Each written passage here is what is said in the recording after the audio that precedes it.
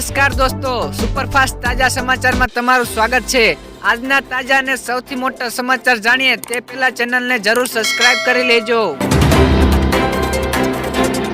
બીજા સૌથી અગત્યના સમાચાર, પાણી ચોરનારા હવે સાવધાન થઈ જાય। સૌરાષ્ટ્ર તરફ જતી નર્મદા કેનાલમાંથી પાણીની બેફામ ચોરીનો મુદ્દો ચગ્યો છે તો જામનગર અને કચ્છ તરફના ખેડૂતોને પૂરતો ફોર્સથી પાણી મળી રહ્યું નથી તો ગૃહ વિભાગે પાણીની ચોરી કરનારો સામે કાર્યવાહી કરવા જિલ્લા કલેક્ટરને દરખાસ્તો મોકલવામાં કહ્યું છે।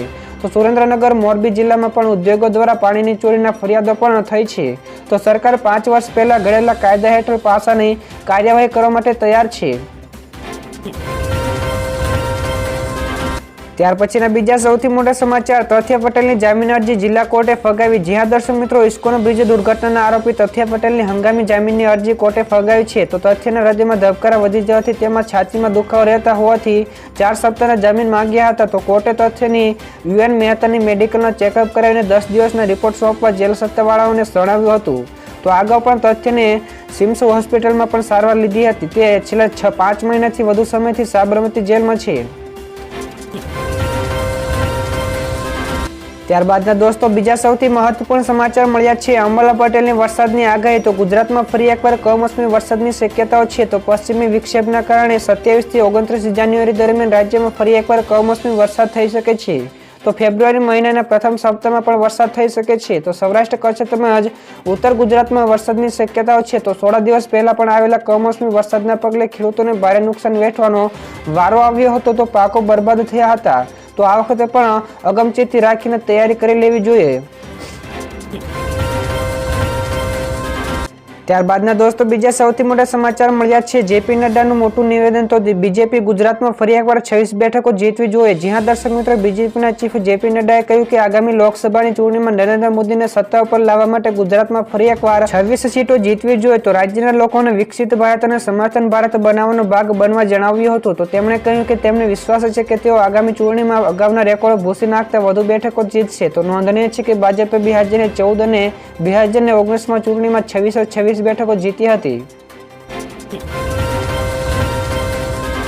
તો ફટાફટ દોસ્તો આગળના બીજા સૌથી મહત્વપૂર્ણ સમાચાર, અયોધ્યામાં તમામ વાહનો પ્રવેશ બંધ। જ્યાં દર્શક મિત્રો, અયોધ્યાના રામ મંદિરના ભક્તોની ભારે ભીડ ઉમટી રહી છે તો આ સ્થિતિમાં પ્રશાસને તાત્કાલિક ધોરણે અસરથી અયોધ્યામાં આવતા તમામ વાહનો પર પ્રતિબંધ લગાવી દીધો છે જેને દ્વારા અયોધ્યામાં તમામ વાહનો માટે નો એન્ટ્રી રહેશે તો આ પ્રતિબંધ કેટલા દિવસ ચાલશે તેની માહિતી કોઈ આપવામાં આવી નથી તો લાખો ભક્તોની ભીડના કારણે મંદિરની વ્યવસ્થા ખોરવાઈ ગઈ છે તો આ સ્થિતિમાં કોઈ અનિશ્ચિત ઘટના ન બને તે માટે આ નિર્ણય લેવામાં આવ્યો છે। તો ફટાફટ દોસ્તો આ સિવાયના બીજા સમાચાર જોઈએ તો રાજકોટમાં 3 સ્થળે ક્રિકેટ સટ્ટા ઉપર ક્રાઇમ બ્રાન્ચની રેડ। રાજકોટ ક્રાઇમ બ્રાન્ચે ક્રિકેટ સટ્ટા ઉપર રેડ કરી છે તો 3 અલગ સ્થળો ઉપર કાર્યવાહી કરાઈ છે જેમાં 3 લોકોની અટકાયત કરાઈ છે તો 11.65 લાખ રૂપિયાની રોકડ પોલીસે કબજે કરી છે તો લાખો રૂપિયાનો સટ્ટાનો વ્યવહાર પણ મળી આવ્યો છે તો પીઆઈબીટી ગોહિલની ટીમે કરેલી કાર્યવાહીમાં 3 એફઆઈઆર નોંધવામાં આવી છે તો રાજકોટમાં વધુ કેટલાય બુકીઓના નામ બહાર આવે તેવી શક્યતાઓ છે। ત્યાર પછીના દોસ્તો બીજા સૌથી મોટા સમાચાર, સંસદની સુરક્ષાને લઈને ગૃહ મંત્રાલયનો મોટો નિર્ણય। 13 ડિસેમ્બર 2023ના રોજ 2 સાંસદોમાં પ્રક્ષેપ ગેલેરીમાંથી લોકસભાની ચેમ્બરમાં કૂદી પડ્યા હતા તો પછી ડબ્બામાંથી પીળા રંગનો ધુમાડો પણ છૂટ્યો હતો તો હવે ગૃહ મંત્રાલયે સંસદની સુરક્ષાને લઈને મોટો નિર્ણય લીધો છે તો સાંસદોની સુરક્ષા સીઆઈએસએફના હાથમાં રહેશે તો 31 જાન્યુઆરીથી શરૂ થતા સંસદના આગામી સત્ર દરમિયાન મુલાકાતીઓ અને તેમના સામાનની તપાસ કરવા 140 જેટલા કર્મચારીઓને સીઆઈએસએફની ટીમને મંજૂરી મળી છે। બીજા સૌથી મહત્વના સમાચાર, સીબીઆઈસીએ જાહેર કરી મહત્વની notification. Central board of indirect taxes and custom એટલે કે સીબીઆઈસીએ નોટિફિકેશન જારી કરી છે જે મુજબ કિંમતી ધાતુઓ ધરાવતા ઘટકો ઉપર આયાત ડ્યુટી વધારી છે તેના ઉપર 4.35% agriculture infrastructure and development cess એટલે કે એઆઈડીસી મૂક્યો છે તો સરકારે સોનાની ચાંદીની પિન, હુક્સ અને સિક્કાઓ જેવા ઉત્પાદનો ઉપર આયાત કરે 15% વધારી છે જેના ઉપર 5% જેટલો એઆઈડીસી લગાવવામાં આવ્યો છે। બીજા સૌથી મહત્વના સમાચાર, સ્માર્ટફોનથી દૂર રહેવા ઉપર મળશે 8 લાખ રૂપિયા। અમેરિકન કંપની યોગર્ટે મહિનાઓ સુધી સ્માર્ટફોનનો ઉપયોગ ન કરવાની ચેલેન્જ આપી છે। 18 વર્ષની ઉંમરના લોકો તેના માટે પાત્ર છે। તો આ સ્પર્ધાનું આયોજન ડિજિટલ ડિટોક્સ અંતર્ગત કરવામાં આવી રહ્યું છે, પરંતુ સ્પર્ધકોએ એક નિબંધ લખવો પડશે અને તેમાં જણાવવું પડશે કે તેમને ડિજિટલ ડિટોક્સ એટલે કે ફોન, સોશિયલ મીડિયાથી દૂર રહેવાની જરૂરિયાત શા માટે છે। તો આ ચેલેન્જમાં 10 વિજેતાની પસંદગી કરીને તેમને 8 લાખ રૂપિયાનું ઇનામ આપવામાં આવશે। બીજા સૌથી મહત્વપૂર્ણ સમાચાર, કમલમ ખાતે સંવાદ બેઠક યોજાઈ। આગામી લોકસભાને લઈને ભાજપે ગુજરાતમાં ચૂંટણીની તૈયારીઓ આદરી છે। તો ગઈકાલે કમલમ ખાતે સંવાદ કાર્યક્રમ યોજાયો હતો, જેમાં સીએમ ભૂપેન્દ્ર પટેલ, ભાજપ અધ્યક્ષ CR પાટીલ, પ્રદેશ હોદ્દેદારો, સાંસદો, ધારાસભ્યો હાજર રહ્યા હતા। તો બેઠકમાં લોકસભા ચૂંટણી 2024 અંતર્ગત સકારાત્મક બાબતો અંગે ચર્ચાઓ કરવામાં આવી છે। તો લોકસભાની ચૂંટણીમાં જંગી બહુમત સાથે જીતવાની અને 5 લાખ મતોથી લીડ મેળવીને ભાજપને જીત હાંસલ કરવાની ચર્ચાઓ કરવામાં આવી હતી।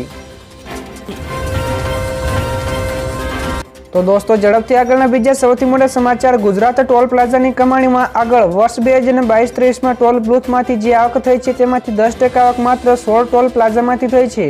તો 16 પૈકીના 4 ટોલ પ્લાઝા ગુજરાતમાં આવેલા છે, જેના દ્વારા અંદાજે 1235 કરોડ રૂપિયાની આવક થઈ હોવાનું સામે આવ્યું છે।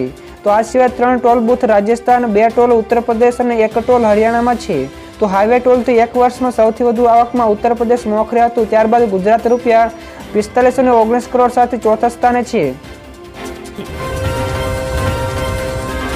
ત્યારબાદના બીજા સૌથી અગત્યના સમાચાર, SGST ભવનમાં ભ્રષ્ટાચારના આક્ષેપ। ડાયમંડ સિટી સુરતમાં SGST ભવનમાં ભ્રષ્ટાચારના આક્ષેપો કરવામાં આવ્યા છે। તો મળતી માહિતી અનુસાર ચાર્ટ એકાઉન્ટન્ટ્સ એસોસિએશન દ્વારા ગંભીર આક્ષેપો કરાયા છે, ત્યારે SGST અધિકારીઓ વેપારીઓ અને કન્સલ્ટન્ટને હેરાન પરેશાન કરતા હોવાનું પણ લેખિતમાં ઉચ્ચ સ્તરે રજૂઆત કરાઈ છે। તો સુરતના SGST કમિશન ઉપર ભ્રષ્ટાચારના આક્ષેપો ચાર્ટ એકાઉન્ટન્ટ્સ દ્વારા કરવામાં આવ્યા છે। તો દોસ્તો, બીજા સૌથી મોટા સમાચાર સામે આવ્યા। એર ઇન્ડિયાને મોટો ફટકો, કરાયો આટલો દંડ। એર ઇન્ડિયાને મોટો ઝટકો લાગ્યો છે। તો DGCA એરલાઇન્સ ઉપર સુરક્ષા નિયમોનું ઉલ્લંઘન કરવા બદલ 1.10 કરોડ રૂપિયાનો દંડ ફટકાર્યો છે। તો મળતી માહિતી અનુસાર તાજેતરમાં જ એર ઇન્ડિયાની ફ્લાઇટમાં અનિયમિતતા અને ઘણી બધી ઘટનાઓ સામે આવી હતી, તેના કારણે સુરક્ષાના નિયમોના ઉલ્લંઘનના કારણે આ દંડ ફટકારવામાં આવ્યો છે। બીજા સૌથી અગત્યના સમાચાર, રિવરફ્રન્ટ બોટ સંચાલકો સામે મનપાની લાલ આંખ। વડોદરા હાણી બોટ દુર્ઘટનાના બાદ અમદાવાદના મનપા સફાળું જાગ્યું છે। તો વડોદરાની ઘટના બાદ રિવરફ્રન્ટ ખાતે ચાલતી બોટના સંચાલકો સામે મનપાએ લાલ આંખ કરી છે, જેમાં બોટ સંચાલકોના કોન્ટ્રાક્ટર અને બોટની સ્થિતિને તપાસને હાથ ધરાઈ છે।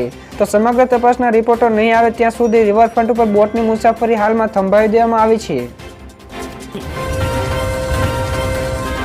ત્યાર પછી દોસ્તો, આગળ શેર માર્કેટના સમાચાર મળ્યા છે। તો ગઈકાલે તેજી સાથે બંધ થયું શેર બજાર। લાલ નિશાનના ખુલ્યા બાદ ભારતીય શેર બજાર ગઈકાલે મજબૂત ઉછાળા સાથે બંધ થયું હતું। તો સેન્સેક્સમાં 690 પોઈન્ટનો ઉછાળા સાથે 71,060 ઉપર અને નિફ્ટી 215 પોઈન્ટના ઉછાળા સાથે 21,453 પોઈન્ટ ઉપર બંધ રહી, જ્યારે ટ્રેડિંગના રોકાણકારોની સંપત્તિમાં રૂપિયા 5.50 લાખ કરોડનો ઉછાળો આવ્યો હતો।